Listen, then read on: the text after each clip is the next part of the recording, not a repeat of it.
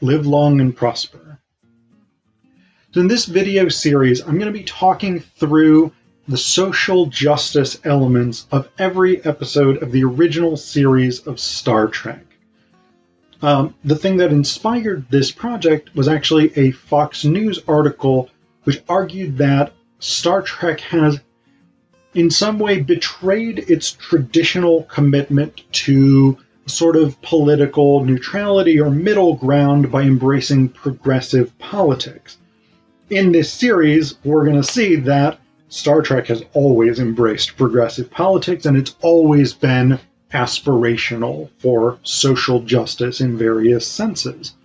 I am taking a broad perspective on social justice here, so that may include multiple different types of social justice, whether that's racial, whether that's economic, whether that's religious, whether that's abilities, gender and sexuality, anything broadly considered.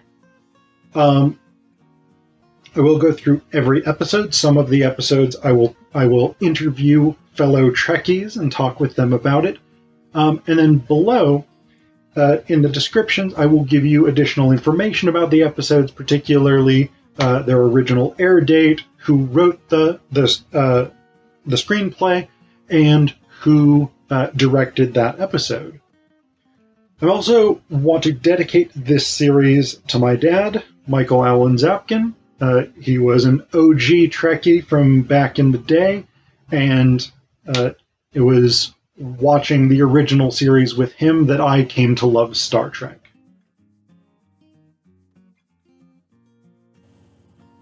In this video, we're going to talk about the episode, The Immunity Syndrome. What a bad episode. Wow. Just terrible. This would be an embarrassing episode if it were an early season 1 episode, like in the Charlie X era. The fact that this is coming late-ish in season 2, wow.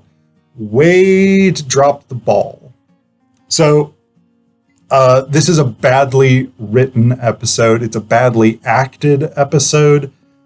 The storyline is actually not terrible. It's a storyline with decent potential, but it's so fucking horrible the way that this episode is done. Robert Sabaroff, who wrote this episode, thankfully, this is the only episode he wrote because it's dreadful. It's literally painful to watch. So the premise of the episode is that the Enterprise is going for R&R at a starbase. They're completely exhausted, and they get a call from the starbase that's like, hey, we've lost contact with this whole system of planets, and also the USS Intrepid, which is crewed by 400 Vulcans. So the Enterprise has to go and figure out what the fuck is going on.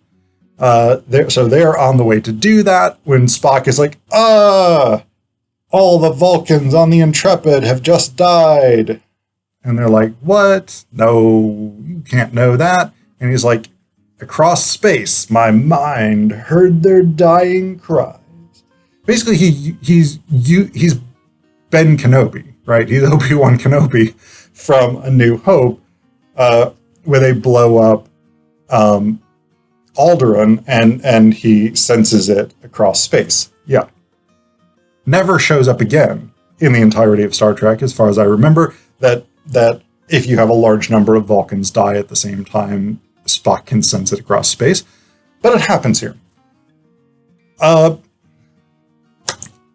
They find this sort of black, inky spot in space. It's draining all of the energy, mechanical energy, electrical energy, biological energy, just draining everything around it. The Enterprise goes toward it.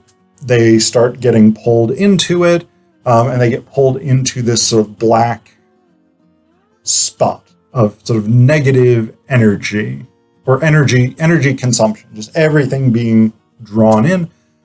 They can't figure out what's going on. Everything doesn't make sense. Like, when they try and reverse to get back out of it, they lurch forward. When they put their engines on forward. They actually pull back. Yeah, it doesn't make any sense. There's no sort of apparent logic to this place. But it's draining their power. It's draining their life support. The crew are getting physically and psychologically weaker, etc., etc. Eventually, they spot this thing that they're being drawn toward, and they look at it, and it's basically a giant space amoeba. It's like 11,000 miles long or something like that, some insane massive distance. But it is basically a single-celled organism, a fairly simplistic single-celled organism. Amoeba on Earth are actually, according to McCoy, more complex organisms than this is. So even though it's massively, massively huge, it's very, very basic. But it just absorbs energy, all kinds of energy. It's not clear where it came from. It doesn't seem to have any particular plan or anything. It's just going around, absorbing energy, destroying billions of lives in this solar system, destroying the Intrepid, etc., etc., and now it's going after the Enterprise. There's a lot of debate among Kirk, Spock, and McCoy about what to actually do about this. Eventually, they decide that they need more information than they can get just from sending unmanned probes. So Spock goes out in a shuttlecraft. He figures out what they could do. He tries to transmit that information back. It kind of works, kind of doesn't work. The Enterprise gets part of the message. Eventually, the Enterprise sort of figures it out. They go into the amoeba itself, go right up to the nucleus, and they basically plant an antimatter bomb in the nucleus, and then they pull the ship out. They see Spock out there in the shuttlecraft. They tractor beam him, so they're pulling the shuttlecraft with them. Then they run completely out of power, and yet somehow the tractor beams stay on. The antimatter bomb explodes, it destroys this space amoeba. The Enterprise and the shuttlecraft are thrown clear, and their power starts coming back. For some reason that's really not explained. Like, that isn't how power works. Like, if your power on your spaceship dies, it doesn't come back just because the thing that was draining the power is now dead. Like, if it was something like a car battery, right?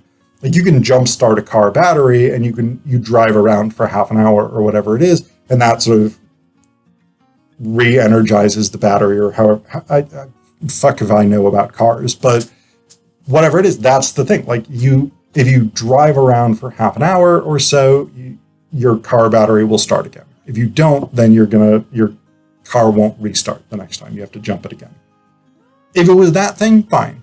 But there's nothing that jump starts their engines. Like, Scotty literally says, now we're out of power. And then the next minute, they're like, oh, the power's coming back. Yeah, fine. Fuck, it doesn't make any sense. So, that being said, the basic plot line is cool.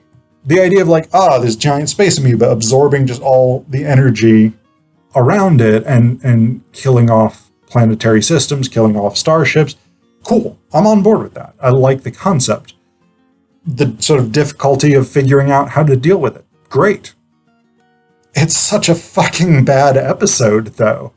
The writing is so wooden and stolid. It's just terrible. Like, and the weird thing is, it's a badly written episode, right? Like, the dialogue is just very flat and none of it sounds like these characters. But also the performances are bad. Like, Walter Koenig as Chekhov is the only person who really does anything approaching a decent acting job in this. All of the rest of the cast, it's like they were just like, we're gonna not have any of our normal chemistry or charisma this week. It was literally just like, they were like, fuck it. This is a shit script, so we're not gonna put in any effort. We're just gonna be bad actors for the week. Like, I don't get it. Like, because there's other bad scripts in Star Trek. There's other bad portions of script. There's whole other episodes that aren't very good, that aren't very well written. And And the acting is better than it is here. I mean, yeah, Star Trek is not necessarily renowned for its acting, but this is really just not... Like, normally, Spock, McCoy, and Kirk have great chemistry together. Like, they play off of one another really, really well. Here, it's almost like... It's almost like they filmed every line individually and then just, like, cut them together. Like, there's no chemistry, there's no sense that these are human beings interacting, let alone that these are best friends. Like, three of the best friends that they have, or two of the best friends that each of these guys has. Like, there's no sense whatsoever that these people have any degree of real affection for one another. It's so awkward and uncomfortable. I don't know why. I mean, yeah, the script is bad, but even with that, you could do something. Do something to make this not so fucking painfully dreadful. But they don't, for whatever reason. I don't even have anything social justice-y to say about it, because the episode is just so dreadful. Just fucking bad, painful throughout. And I hate it. Oh, I hate it.